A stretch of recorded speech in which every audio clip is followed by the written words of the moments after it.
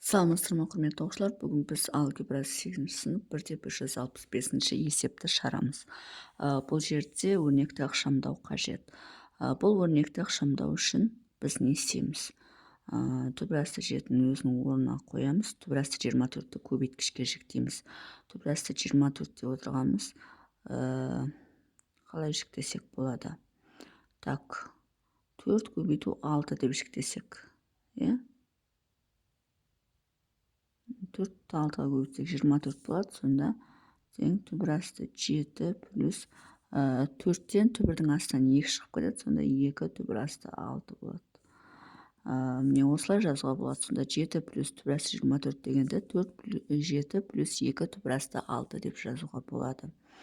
Енді ол 7 плюс 2 түбірасты 6 дегенде бұлай жазуға болады. Түбірасты 6 плюс 1-дің квадраты деп жазуға болады. Ол қалай шығып кетті? Енді бұның шығару жолын түсіндіретін болсақ, мынау бізде 2 түбірасты 6 ғой. Сонда бізде мына формуланы қолданамыз. А плюс Б-ның квадраты, ол бізде А квадрат плюс 2АБ плюс Б квадрат деген сөз. Соның ішінде біз мынаны 2АБ деп есептейміз. 2 түбірасты 6-ны 2 бар, 2 алдында бар, и АБ екеуі түбірасты 6 болып тұр. Демек, А-ны түбірасты 6 десек, Б-ны 1 деп аламыз. Түбірасты 6-ны 1-ге көбейтсек, түбірасты 6 шығады, 2-сі бар. Демек, ол бізде А түбірасты 6, Б 1-дің өзі деп аламыз. Сонда түбірасты 6А деп аламыз, плюс 1-дің шашансырында квадрат деп аламыз. Сөйлесе түбірасты 6-ның квадраты өз-өзіне көбейтетін болсақ 6 болады, плюс мына екеуі 2 еселенген түбірасты 6 көбейту 1 деген сөз, плюс 1-дің квадраты бізде 1. Сонда 6-ға 1-ді қоссақ бізде 7 болады, плюс 2 түбірасты 6 болады. Түбірасты 6-ны 1-ге көбейтсек 6-ның үші. Сонда міне 7 плюс 2 түбірасты 6 шықты. Сонда түбірасты 6 плюс 1-дің квадраты бізде осыны береді. Олай болатын болса, 7 плюс 2 түбірасты 6-ны түбірасты 6 плюс 1-дің квадрат деп алуға болады. Енді нәрсе квадрат пен түбір кетіп, бізде түбірасты 6 плюс 1 қалады. Бұл бізде бірінші есептің жауабы.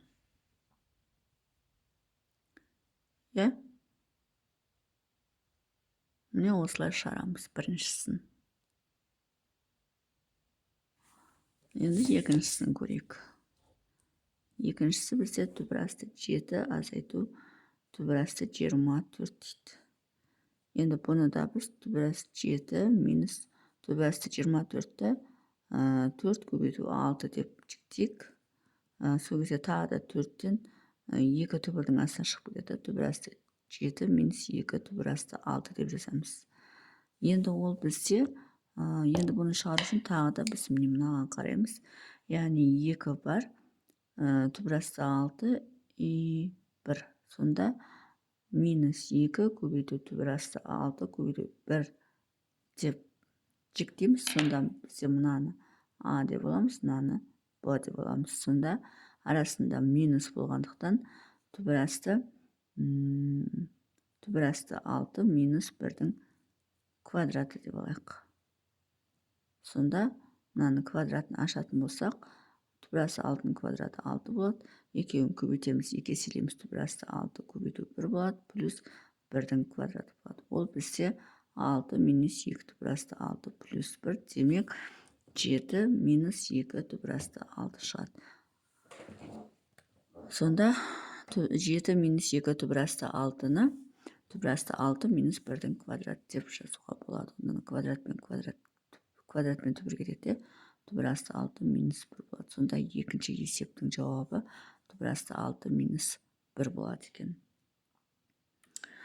Үшіншісін шығарамыз.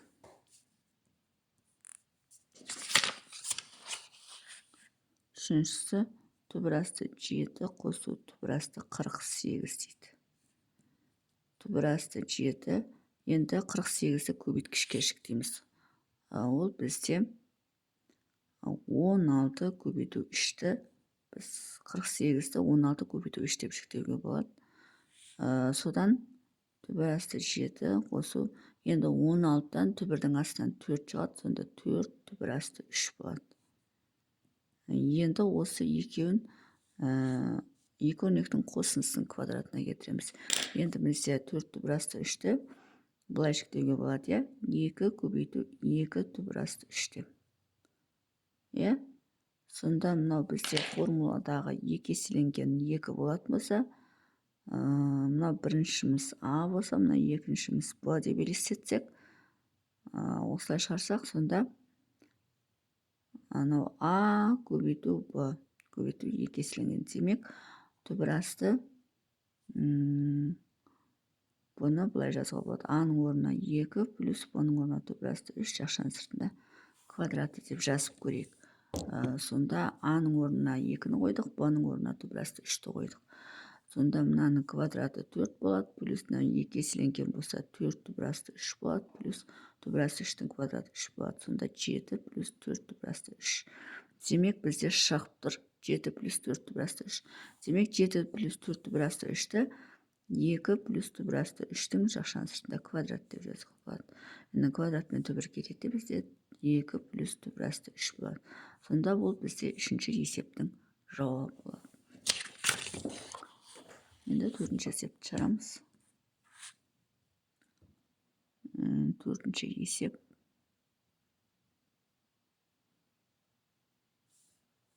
Төртінші есеп екен мұны. Мынау төртінші есеп екен.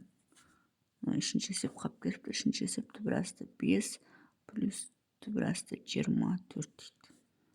Тең түбір асты 5 плюс түбір асты 24-ті қалай жазуға болады? 6 көбейту 4 деп жазуға болады, 6-ны 4 көбейсе 24 береді.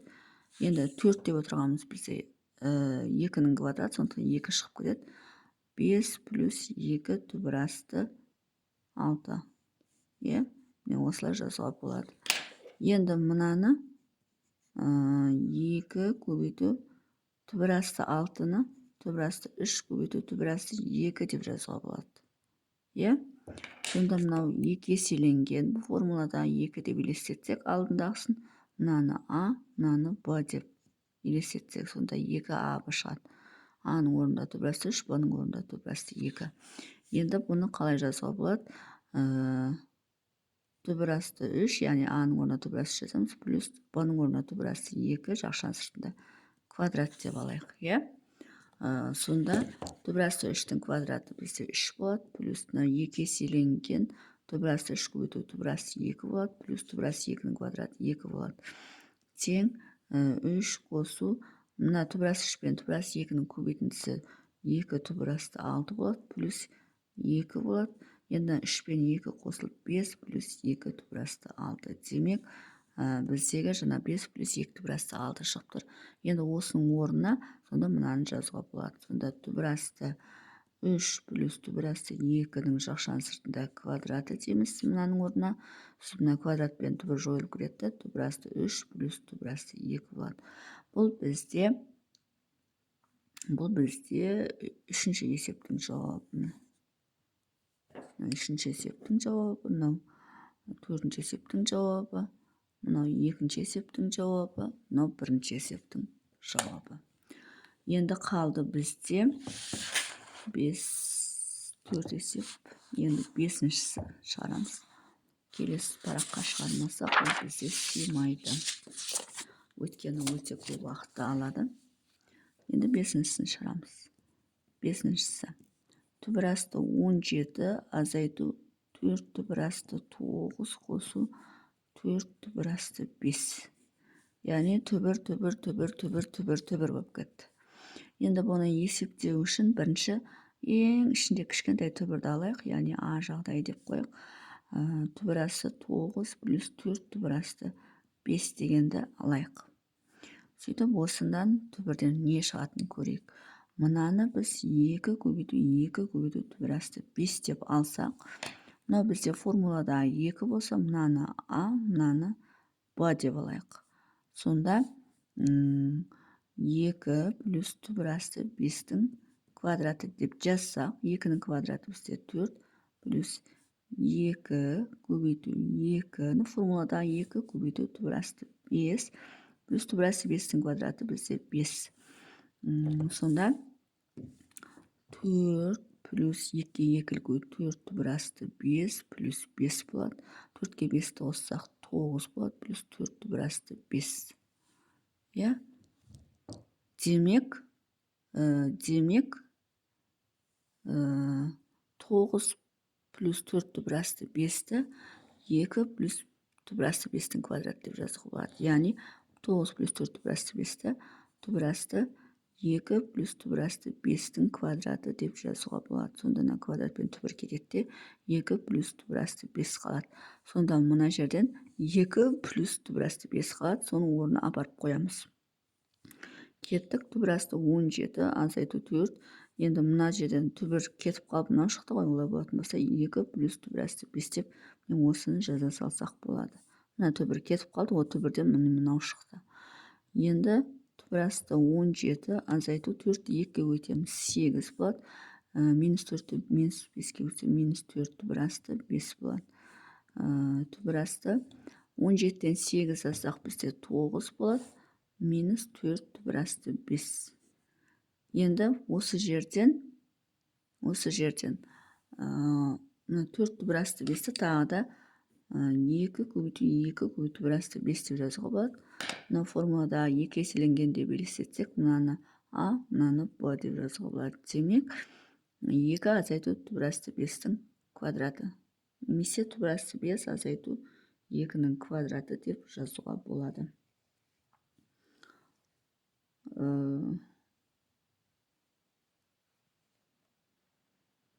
Сонда мынаны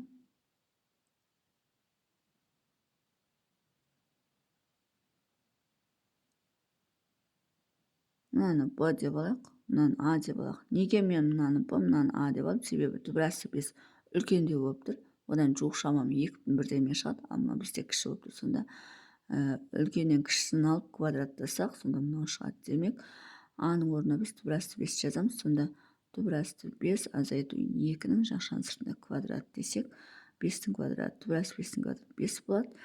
2 еселенген 4 түбір асты 5 болады, плюс 4 болады. Сонда 9 азайту 4 түбір асты 5, міне осы жерден шығады. 9 азайту 4 түбір асты 5. Демек 9 азайту 4 түбір асты 5-ті түбір асты 5 минус 2-нің квадраты деп алуға болады. Сонда мына жерге түбір асты 5 минус 2-нің квадраты, квадраты, иіні түбірдің астынан мына екеуі жойылып кетеді. Яғни квадрат пен түбір жойылып кетеді. Ең соңында түбір асты 5 минус 2 қалады. Сонда бұл бізде 5-ші есептің жауабы болады. Енді 6-ші есепті шығарамыз. 6-ші есеп бұл да түбір болып кетеді. 2 түбір асты 6 плюс 2 түбір асты 5 азайту түбір асты 13 плюс түбір асты 48. Түбірлердің астына неше түрлі түбірлер кетті. Ең астына мына түбірден бірінші осыны шығарып алайық. 13 плюс түбір асты 48. Жағдайы 13 плюс түбір асты 48 түбірдің астына аламыз. Тең түбір асты 13 плюс түбір асты 48-ті 16 көбейту 3 деп жазуға болады. 16-ны 3-ке өтсе 48 болады. Түбір асты 13 плюс, енді 16-тан түбірдің астынан 4 шығып кетеді. 4 түбір асты 3 болады. Енді осы жерден мынаны 2 көбейту 2 түбір асты 3 деп жазуға болады. Сонда көбейту 1 деп жазуға болады. Сонда мынау бізде формулада 2 десек, мынаны А десек, мынаны Б десек. Сонда бізде бұлай болады. Мынасы жазып кете берейін. А-ның орнына 2 түбір асты 3-ті қойық, плюс Б-ның орнына 1-ді қойық, шықшан сыртынан квадратын алайық. Мынаның квадраты бізде 2-нің квадраты 4 болады, түбір асты 3-ның квадраты 3 болады, 4-ке 3-ті өтсек 12 болады, плюс 2 еселенген болғандықтан 4 түбір асты 3 болады, плюс 1-дің квадраты 1 болады. Сонда 12-ке 1-ді қоссақ 13 плюс 4 түбір асты 3. Демек, мынау шығып тұр.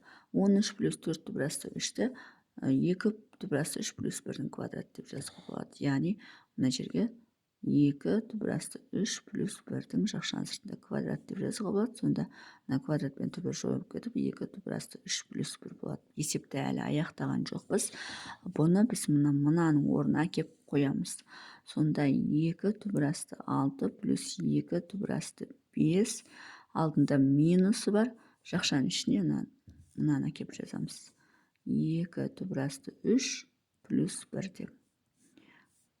Тең 2 түбір асты 6 плюс 2 түбір асты 5. Енді жақшаны асатын болсақ, минус 2 түбір асты 3 болады, минус 1 болады. Тең 2 түбір асты 6 плюс 2 түбір асты 5-тен 1 алынып 4 болады, минус 2 түбір асты 3 болады. Енді осы жерден 4 минус 2 түбір асты 3-ті қалай жазуға болады? 4 минус 2 түбір асты 3-ті жына есептің басына барсақ, бұл жерде шығарылмаған екен. Так, көре салайық. 2 түбір асты 3-ті бұлай жазуға болады. 2 көбейту түбір асты 3 көбейту 1 деп жазуға болады. Сонда мына формуладағы 2 еселенген болса, мына түбір асты 3-ті а десек, бұны 1 десек. Неге мына түбір асты 3-ті а қылдық? Себебі түбір асты 3-тен 1 бүтін 1-деме, яғни 1-ден үлкен сан шықса, сонда оны а деп ала береміз. Сонда бұны түбір асты 3 минус 1-дің квадрат деп алуға болады. Мынаны. Ол қалай шығады? Түбір асты 3-тің квадратынан 3 шығады, минус 2 еселенген түбір асты 3 плюс 1 болады. Сонда 3-ке 1-ді қоссаң 4 болады. Азайту 2 түбір асты 3 мынау шығып тұр. Демек, 4 минус 2 түбір асты 3-ті түбір асты 3 минус 1-дің квадрат деп жазуға болады. Ал ендеше кеттік жазайық. 2 түбір асты 6 плюс 2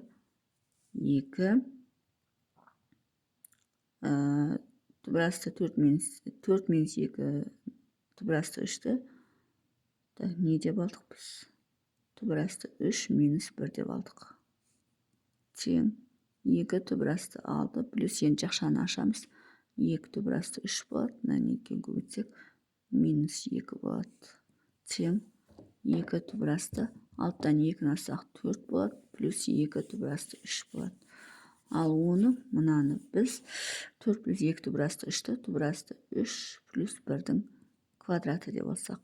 3-тің квадраты 3, 2 түбір асты 3 плюс 1, 4 плюс 2 түбір асты 3. Шығып тұр. Демек, мынаның орнына қайтадан осының квадратын алатын болсақ, 2 түбір асты 3 плюс 1-дің квадраты деп аламыз. Сонда квадрат пен түбір жойылып, 2 түбір асты 3 плюс 1 қалады түбірдің астынан.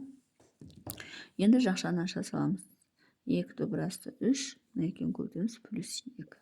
Демек, есептің 6-шы есептің жауабы ең соңында 2 түбір асты 3 плюс 2 шығады. Сонымен есептің шығар жолы осындай. Егер есептің шығар жолы түсінікті болса, лайк басып, комментарий жазып, каналыма тіркеліп кетсеңіздер болады.